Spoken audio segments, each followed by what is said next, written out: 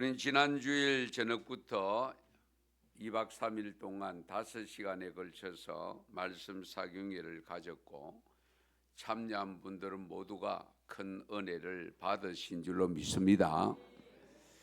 이제 우리가 많은 경우에 은혜 받았다 하는 고백을 많이 합니다. 부흥 사경회만 은혜 받는 것은 아니죠. 오늘도 예배 중에 하나님의 은혜가 임할 줄로 믿습니다. 우리가 입술로 정말 하나님의 은혜를 받았다고 했을 때에 내가 받은 은혜가 확실한가? 그 받은 은혜를 통해서 무엇이 달라졌는가? 확인이 돼야 되지 않겠어요? 예.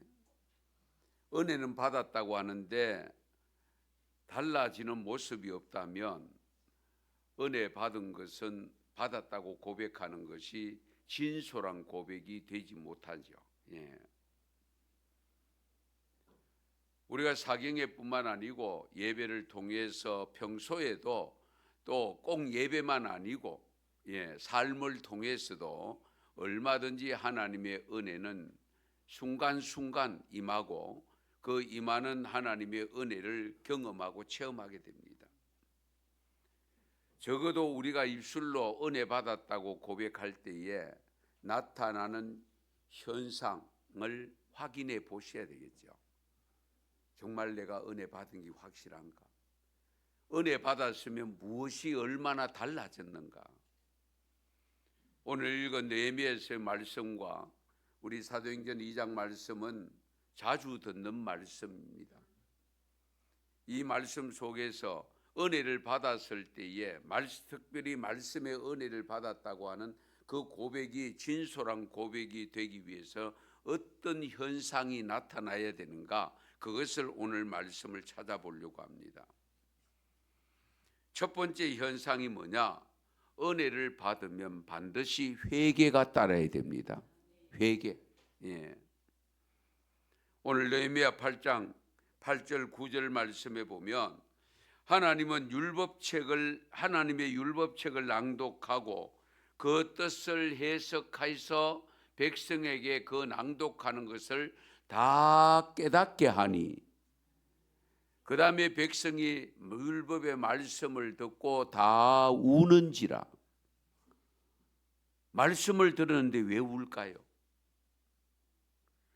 우리가 은혜 받았을 때에 우는 경우가 두 가지입니다. 크게 하나는 회개를 하기 위해서 나오는 통곡이 있습니다. 잘못된 회개의 눈물이 있습니다.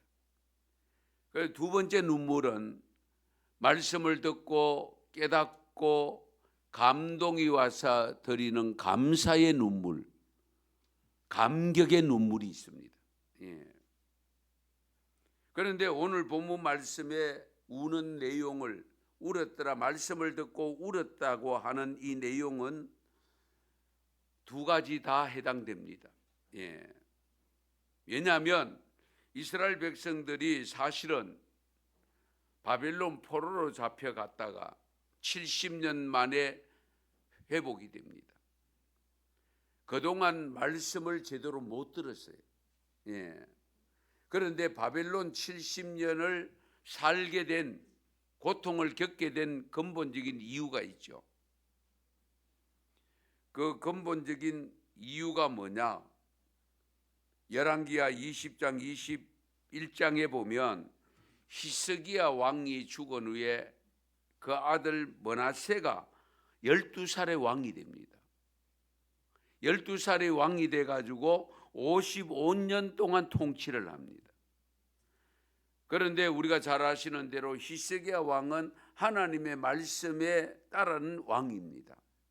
그런데 그 아버지의 그 아들이 되어야 되는데 이 아들은 아버지가 없앴던 우상까지 다시금 그걸 섬기도록 만듭니다. 그런데 저도 이상한 것은요, 그렇게 악한 왕 같으면, 하나님을 경외치 않은 왕 같으면 조금 하고 빨리 내려야 되는데 가장 오랫동안 또 통치를 합니다. 55년 동안. 그 하나님을 경외하는 그 아버지 히스기야 왕이 신앙생활하면서 이것은 없애야 된다고 생각했던 우상 숭배의 자리를 철저하게 없앴는데, 이 므낫세는 다시금 우상 숭배를 할 수 있도록 위치를 회복시킵니다. 그러면 그 므낫세 왕이 어떤 모습이었는가? 그 열왕기하 21장 7절 9절 말씀합니다. 같이 한번 읽겠습니다. 또 자기가 만든 아로 새긴 아세라 목상을 성전에 세웠더라. 옛적에 여호와께서 이 성전에 대하여 다윗과 그의 아들 솔로몬에게 이르시기를, 내가 이스라엘의 모든 지파 중에서 택한 이 성전과 예루살렘에 내 이름을 영원히 둘지라. 만일 이스라엘이 나의 모든 명령과 나의 종 모세가 명령한 모든 율법을 지켜 행하면 내가 그들의 발로 다시는 그의 조상들에게 준 땅에서 떠나 유리하지 아니하게 하리라 하셨으나 이 백성이 듣지 아니하였고 므낫세의 깸을 받고 악을 행한 것이 여호와께서 이스라엘 자손 앞에서 멸하신 여러 민족보다 더 심하였더라. 아멘.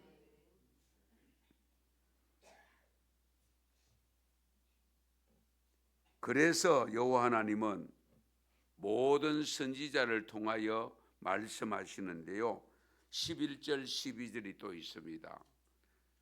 이 말씀을 보시면 유다왕 므낫세가 이 가증한 일과 악을 행함이 그 전에 있던 아모리 사람들의 행위보다 더욱 심하였고, 또 그들의 우상으로 유다를 범죄하게 하였다. 그러므로 이스라엘 하나님 여호와가 말하노니 내가 이제 예루살렘과 유다에 재앙을 내리리니 듣는 자마다 두 귀가 울리리라. 이런 말씀은 듣고 싶지 않죠. 이 결과로 결국은 이스라엘 백성들이 바벨론 포로로 잡혀가고 70년 동안 포로 생활을 합니다. 그러면 70년 동안 종살이 하면서 깨달은 것이 뭐냐? 무엇을 깨달았느냐?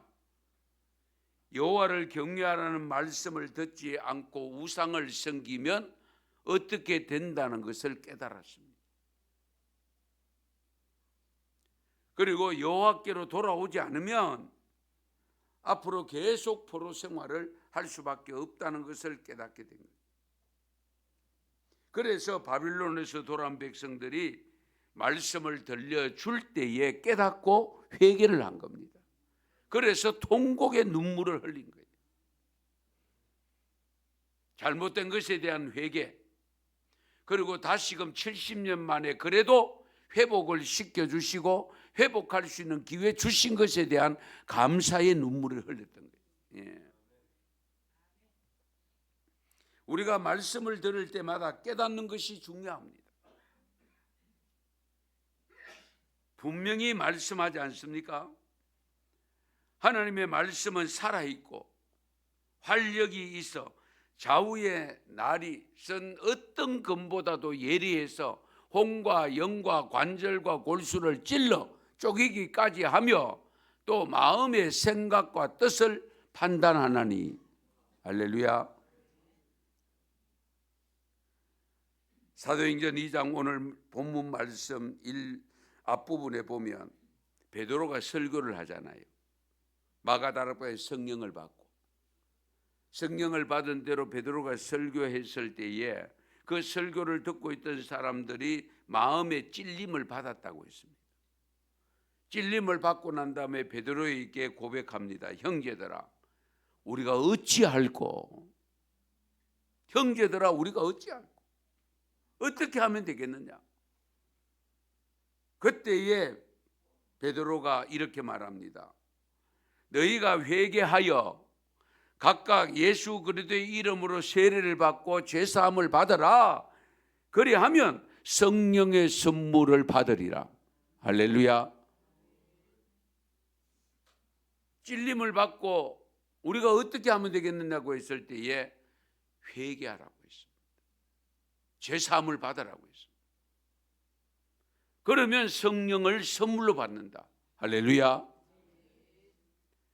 그러니까 우리가 성령 받기에 가장 좋은 방법이 뭐냐 했을 때에 하나님 성령 충만 주시옵소서라는 기도를 드릴 수도 있지만은 회개할 때에 성령은 선물로 주신다고 했습니다. 더 확실하잖아요. 이 말을 듣고 회개한 사람이 몇 명이죠? 베드로 설교 듣고 회개한 사람 몇 명이에요? 3,000명입니다. 30명도 아니고 300명도 아니고 3,000명. 엄청난 역사가 일어났다.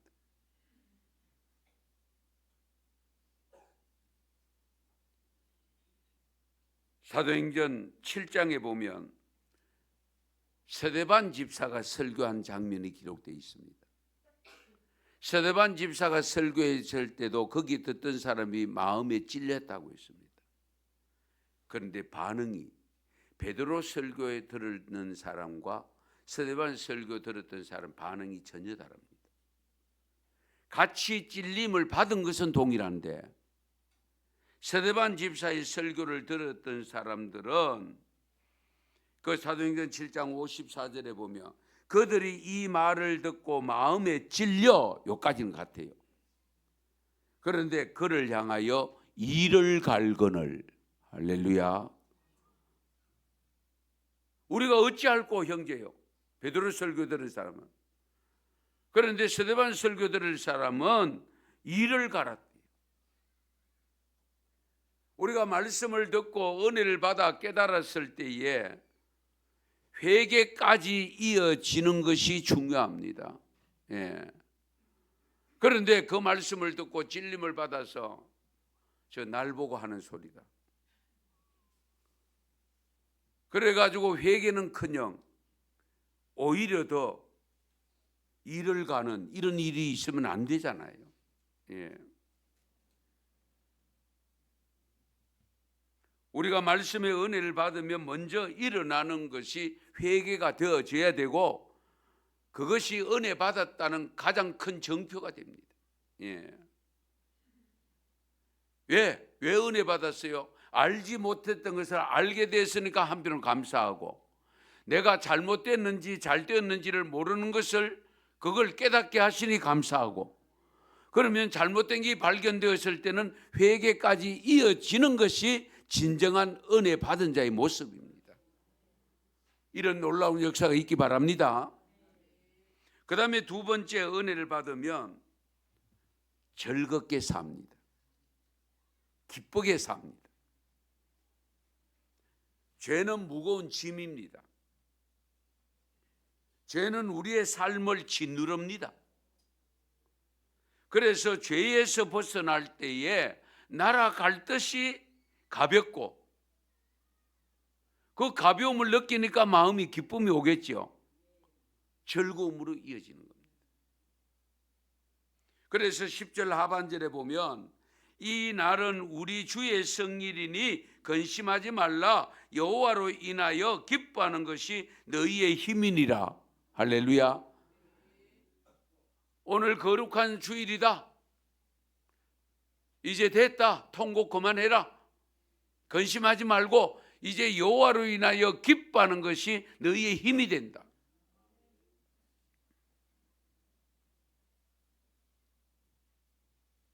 그래서 12절 말씀에 보면 모든 백성이 곧 가서 먹고 마시며 나누어 주고 크게 즐거워하니 이는 그들이 읽어 들려준 말을 밝히 알미라.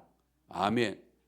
하나님의 말씀 율법책을 펴고 성경을 읽고 해석을 해줄 때에 설교를 할 때에 이들이 그 설교를 듣고 깨닫고 밝히 알게 되었다는 거예요. 하나님의 말씀을 바르게 받아들이면 이런 현상이 일어납니다.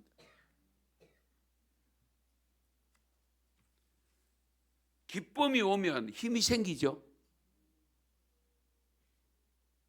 우리 종종 말씀드린다면은 뭐 중요한 일 하다가도 비보를 들으면, 슬픈 이 소식을 듣거나 충격의 소식을 들으면 어떻게 돼요? 손에 있던 걸 놓아버리잖아요. 다 깨트려버리잖아요. 그런데 기쁜 소식을 들으면 어떻게 돼요? 힘이 생기잖아요. 일어나 앉기가 쉽지 않았는데 벌떡 일어납니다. 예. 막 밖을 향해서 나가려고 합니다. 예. 그런 놀라운 역사가 일어나요.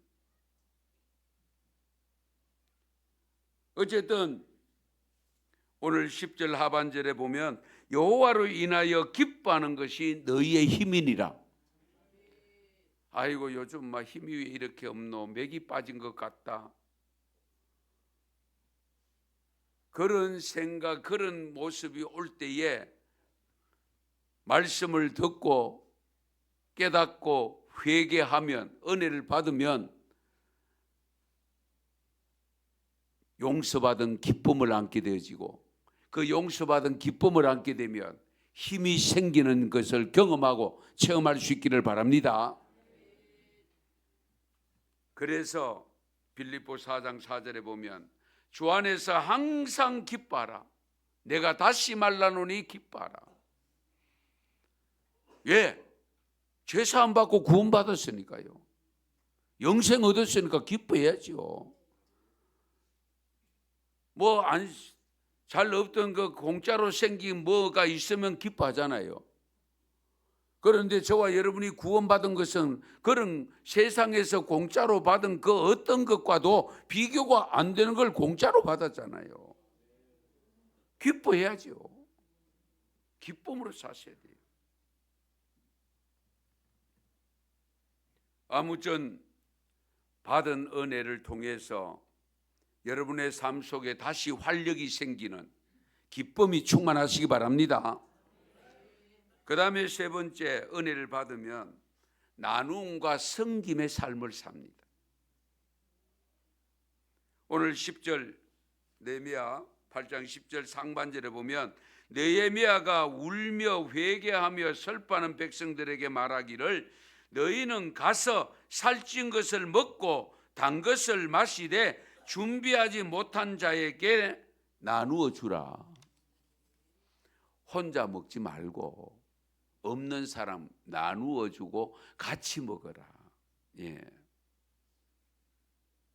그래서 12절 상반절 말씀을 보면 모든 백성이 곧 가서 먹고 마시며 나누어 주고, 할렐루야. 말씀대로 순종하는. 은혜 받으면 자연적으로 나눔과 섬김의 삶이 실천됩니다.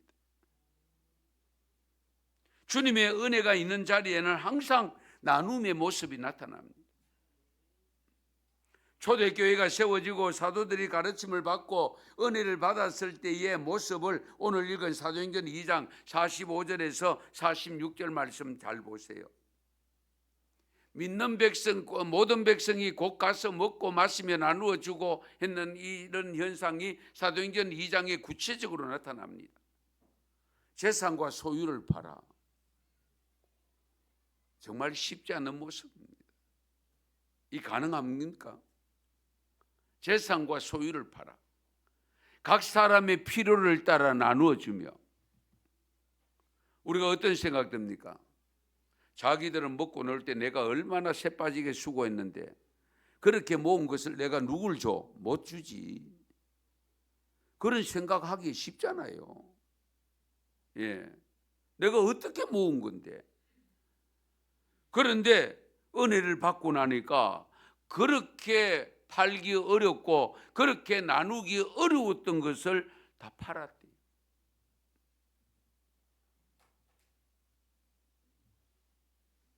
소유를 팔아서 사람들의 필요를 따라 나누어 주고, 날마다 마음을 같이하여 어디 모입니까? 성전에 모임. 그리고 집에서 떡을 떼고 기쁨과 순전한 마음으로 음식을 먹었다고 했어요. 초대교회에 이런 은혜 받은 성도들은요, 자기의 것을 자기의 것이라고 하지 아니하고 다 내려놓았다는 사실입니다. 서로 나누면서 살았다는 거예요. 심지어 재산과 소유를 팔아서 가지고 와서 내려놓고 나누었다는 사실. 정말 하기 힘든 일을 한 거잖아요. 이 은혜 받지 않으면 할 수가 없습니다. 예. 은혜를 받음에 확실한 증거가 되는 것은 나눔과 섬김의 삶으로 이어진다는 사실입니다. 하나님 앞에 드리는 것이 아깝지 않지요. 예. 왜? 어려운 이웃을 하는 것도 어떻게 주님을 위해서 하는 거잖아요. 예. 그래서 우리 예수님도 뭡니까? 작은 소자에게 하나에게 한 것이 곧 내게 한 것이라. 할렐루야.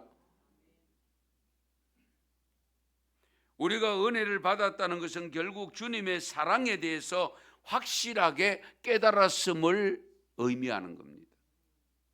그 하나님의 사랑이 어떤 사랑입니까?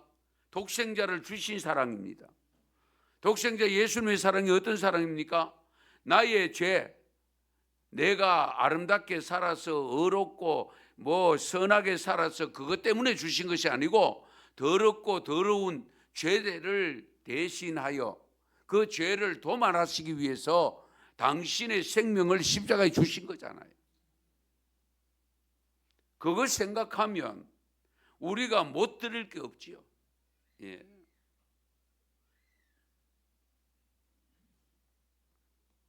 은혜를 받으면 어떤 현상이 일어났냐? 여러분 우리가 잘은 모르지만은 많이 들어서 읽어서 합니다만 미국에 하면 록펠러 재단이 유명하잖아요.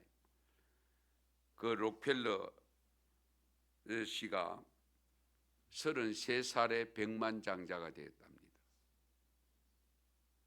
그리고 43살에 미국의 최대 부자가 됩니다. 그리고 53살이 되었을 때는 세계의 가장 큰 갑부가 됩니다.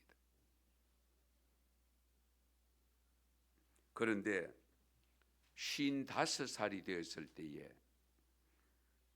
1년 이상 살지 못한다는 진단을 받게 됩니다. 병원에 입원을 했습니다.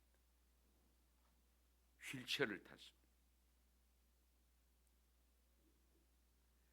그 병원 로비에 글이 하나 쓰여졌는데 그 글을 하나 읽게 됩니다. 그 글 내용이 뭐냐? 하나님의 말씀, 주는 것이 받는 것보다 복이 있다. 이 말씀을 읽었답니다. 주는 것이 받는 것보다 복이 있다.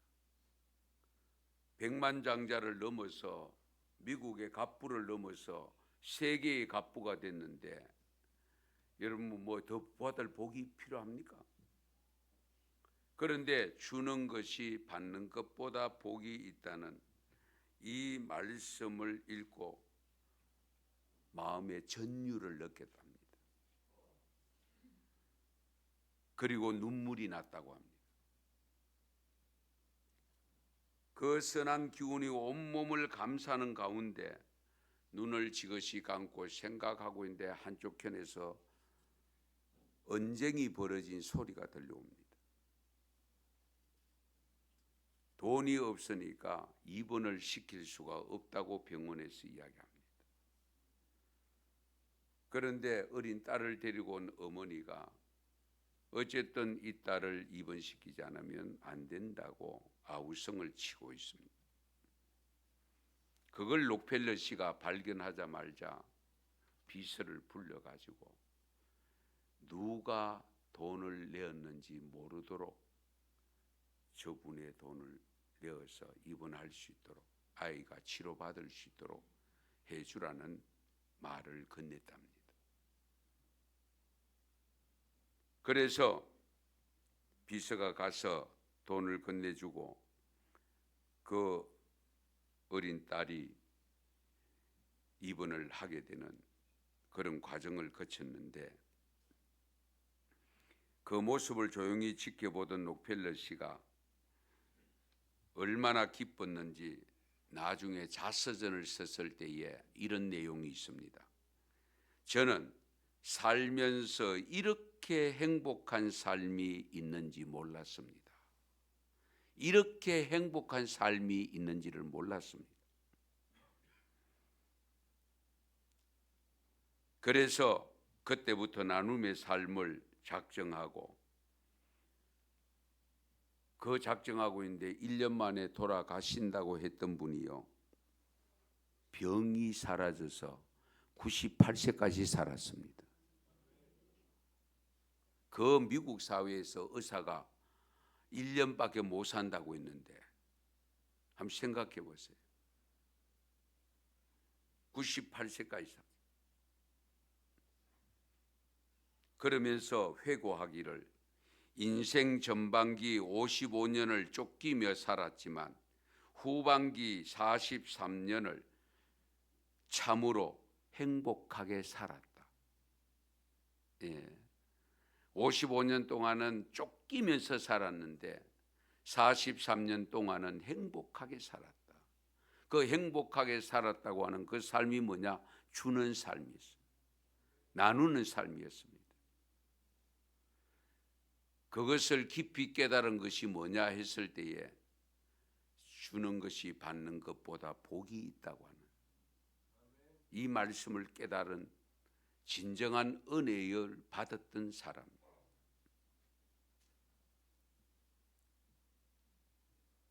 록펠러를 행복한 인생으로 마무리하도록 한 것이 하나님의 말씀인데요. 사도행전 20장 35절 말씀 같이 한번 읽겠습니다. 범사에 여러분에게 모범을 보여 준 바와 같이 수고하여 약한 사람들을 돕고 또 주 예수께서 친히 말씀하신 바 주는 것이 받는 것보다 복이 있다 하심을 기억하여야 할지니라. 아멘. 이런 복을 우리도 누릴 수 있기를 바랍니다. 그 다음에 은혜를 받으면 나타나는 현상 중에 하나가 찬송을 즐겨 부릅니다. 찬송을. 은혜를 받으면 기쁘잖아요. 기쁘면 찬송이 나오게 되죠. 예수를 안 믿는 분들도 기쁘면 노래가 나오잖아요. 그래서 한동안 노래방이 유행이었잖아요. 그 노래방 갈 때 맨 마음으로 가는 사람 제가 못 봤습니다. 전부 다 한 잔 먹고 가더라고요.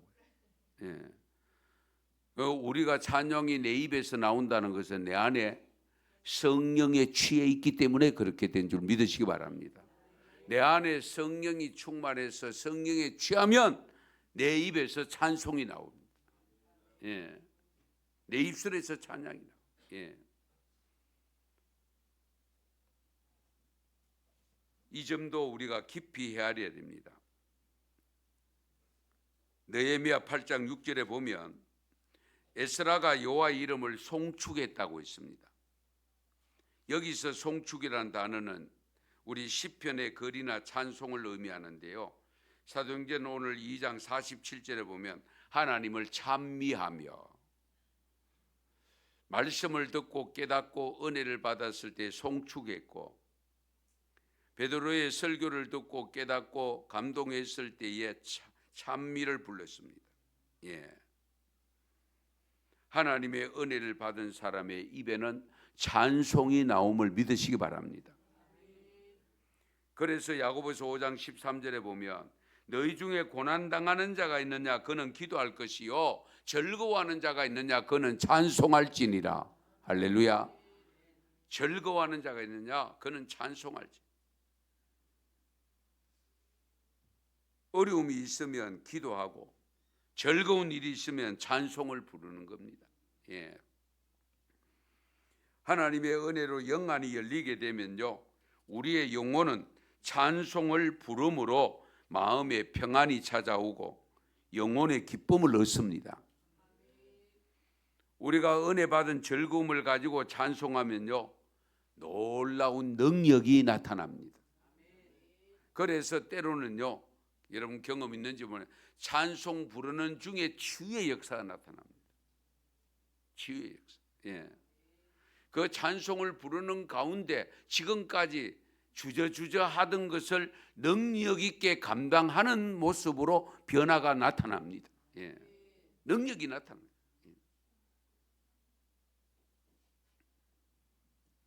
그래서 우리가 하나님의 뜨거운 사랑과 위로를 받게 되죠. 찬양의 놀라운 이 여러 가지 현상들의 치유 사역이라든지 할 수 있는 자신감이라든지 이 어둠의 권세를 이기고 우리 물리치는 힘의 능력을 찬송 중에 나타납니다. 예. 그래서 바울과 실라가 빌립보 감옥에서 감옥 속에서 찬송을 부르잖아요. 예. 옥문이 열리잖아요. 옥문이 열립니다. 쇠사슬이 풀어졌습니다. 항상 말씀의 은혜를 받아서 이런 놀라운 찬송의 은혜도 체험할 수 있기를 바랍니다. 그 다음에 은혜를 받으면 모이기를 힘씁니다. 성도 여러분, 부흥회 때 은혜 받았습니까? 순간순간 예배를 드리면서도 은혜를 받고 있습니까?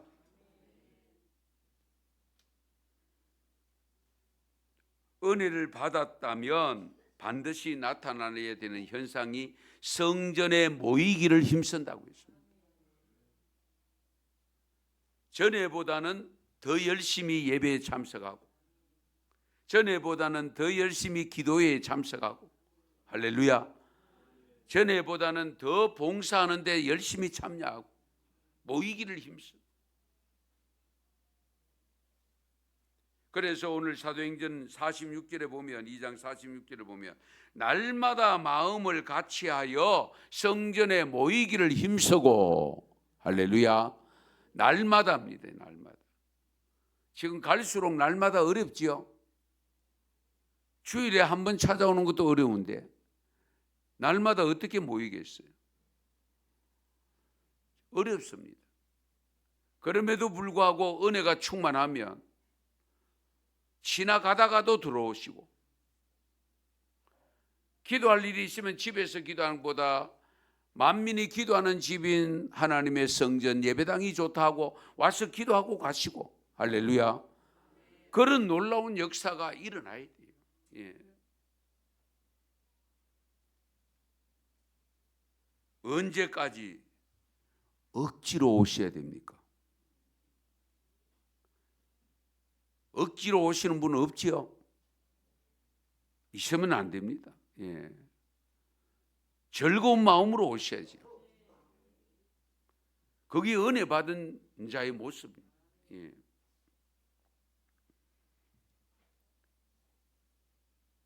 좋은 교회는 모이기를 힘쓰는 교회입니다. 여러분 사설로 모인 공동체가 여러 가지 있잖아요. 잘 모이는 공동체가 좋은 공동체 아닙니까? 오라 해도 오지 않고 회원들이 참석도 제대로 안 되고 그러면 그 공동체 오래 못 갑니다. 예. 큰일 할 수 없습니다.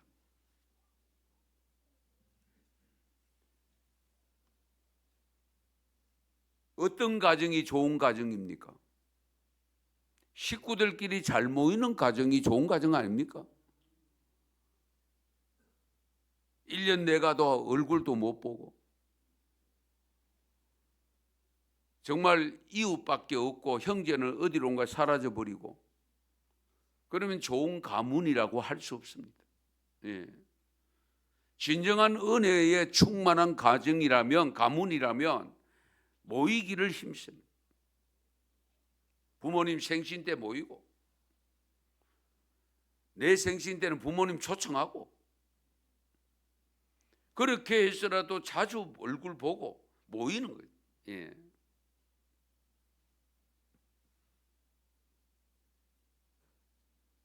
우리 은성교회가 부흥되기를 원하십니까? 부흥되기를 진정으로 원한다면 여러분들이 스스로가 받은 은혜의 삶이 실천되어져야 됩니다. 그 실천된 삶이 지금 말씀드린 삶들이 이루어지면서 모이기를 힘써야 됩니다. 예배에 힘써야 됩니다. 예.